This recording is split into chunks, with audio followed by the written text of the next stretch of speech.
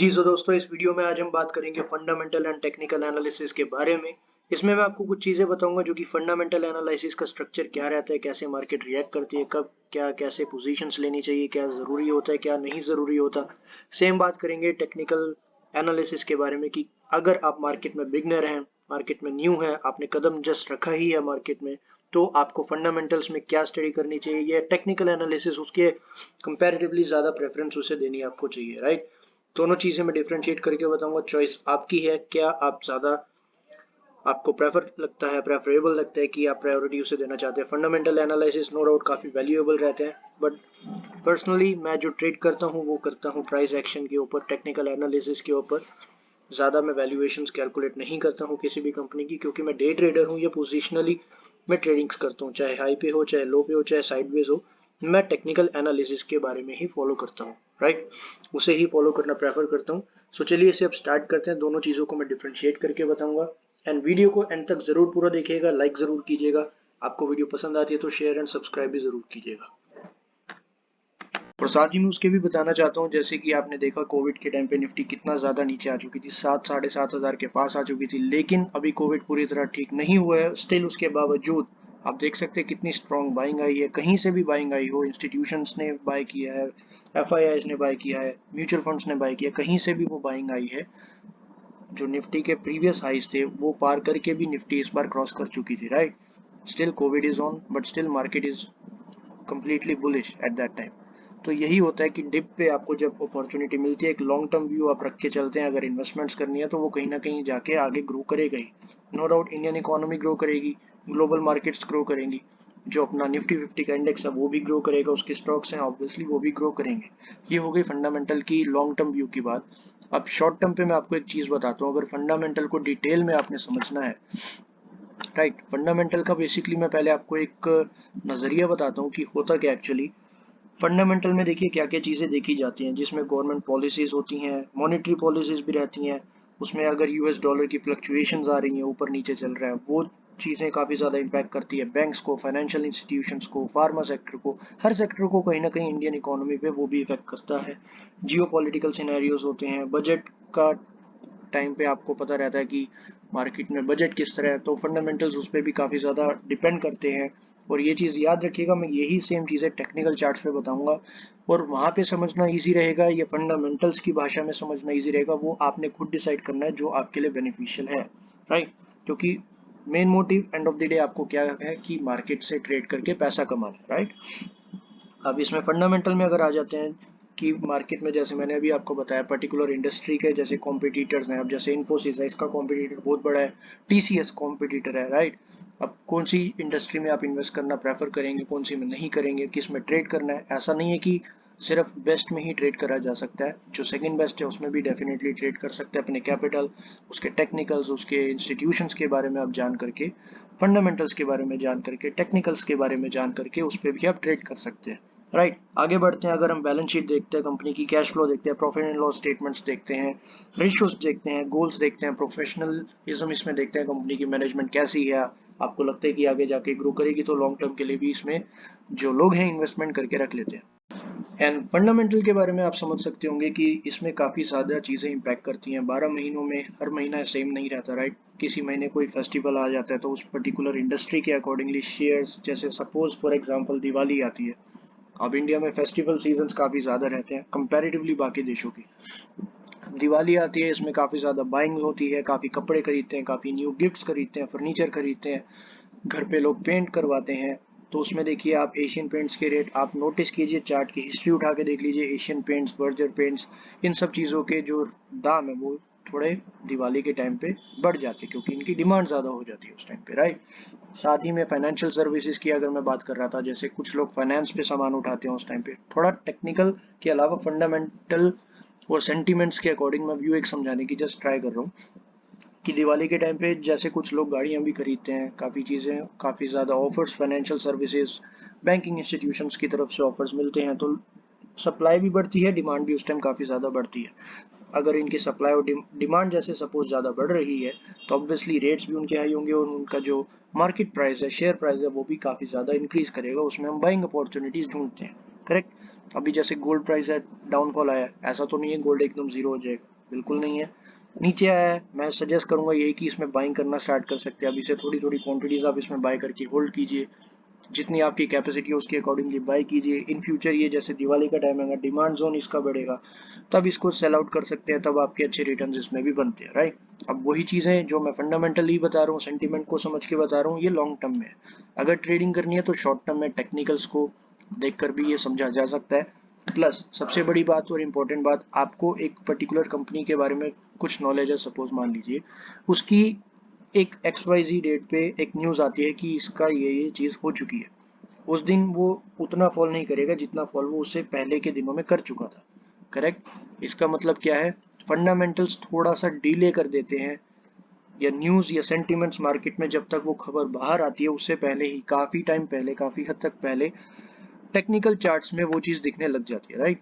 So hopefully आपको fundamental का basic structure समझ आया होगा कि फंडामेंटल को क्यों लोग देखते हैं, फंडामेंटल अगर आप मार्केट में न्यू है आपको देखना चाहिए या नहीं चाहिए, या सिर्फ टेक्निकल चार्ट को ही देख करके आप मार्केट में ट्रेडिंग कर सकते हैं। इसी चीज़ को अगर हम टेक्निकल चार्ट के फॉर्म में समझते हैं, कंपनी के रूल्स एंड रेगुलेशंस के साथ साथ उसके अलावा अगर टेक्निकल फॉर्म में हम समझते हैं, तो वही चीज़ें वहाँ पे आपको जस्ट एक कैंडल की फॉर्म में दिख जाती है, राइट।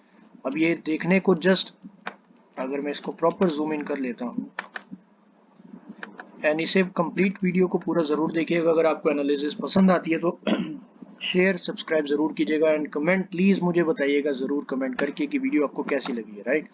अब इसमें इसके बाद आप डिसाइड कर सकते हैं फंडामेंटल चूज़ करना है या टेक्निकल चूज़ करना है, किस बेस पे ट्रेडिंग करनी है। और आगे जिस भी टॉपिक पे आपको वीडियो चाहिए होगी मुझे डेफिनेटली बताइएगा, ट्राई करूँगा कि उस पर्टिकुलर टॉपिक पे मैं भी वीडियो बना सकूँ, ठीक है।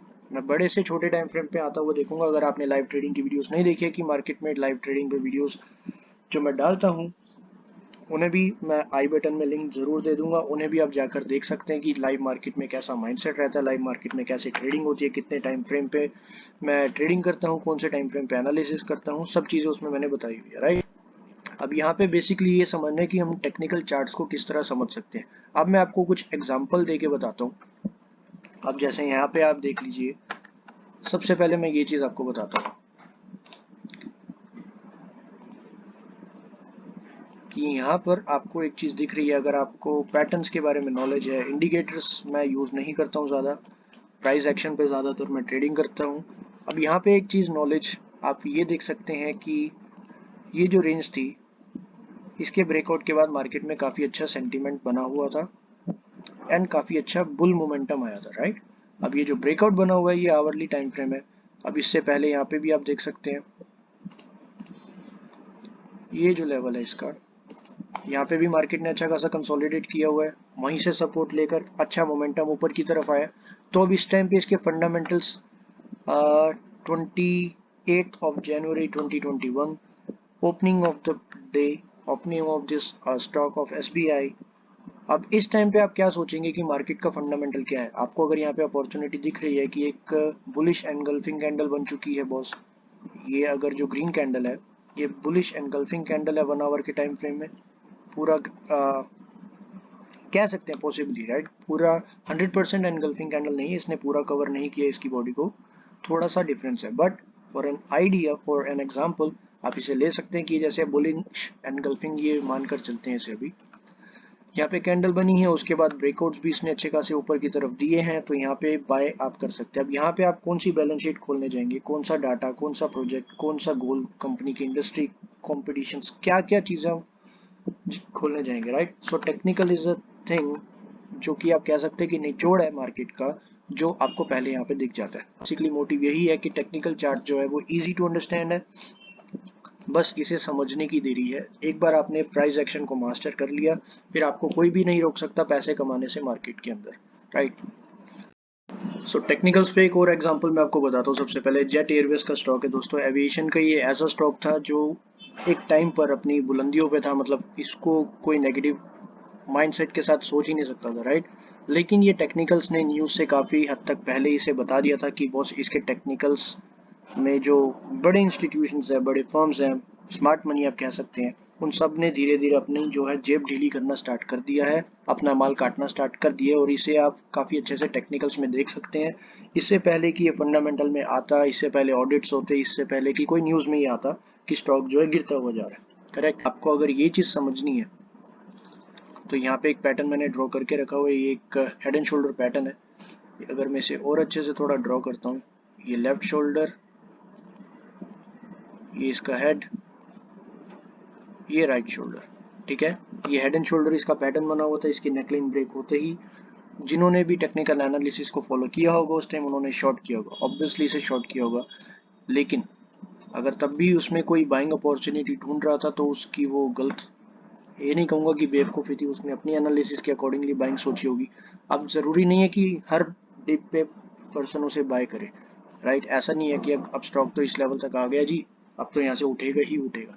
जब तक स्टॉक में टेक्निकल एनालिसिस पे कोई इंडिकेशन नहीं मिलती कि इस लेवल के बाद ब्रेकआउट आया है, अपसाइड वो उठने का चांस बना सकता है, तो उसमें बाइंग तो कभी करनी नहीं चाहिए, राइट। अगर जिसने माल यहाँ पे बेचना है, जो बड़ा इंस्टीट्यूशन फर्म वाला है, वो यहाँ पे कब बेचेगा, जब यहाँ पे बायर्स होंगे। इन्होंने जिन्होंने भी बाय करके रखा, होल्ड किया स्टॉक को, इस लेवल पे बाय किया कि बॉस ब्रेकआउट आ गया, होल्ड करो होल्ड करो होल्ड करो, तो उन सब के स्टॉप लॉसेस लेने के लिए स्टॉक खत्म ही हो चुका था ऑलमोस्ट 27 रुपीज़।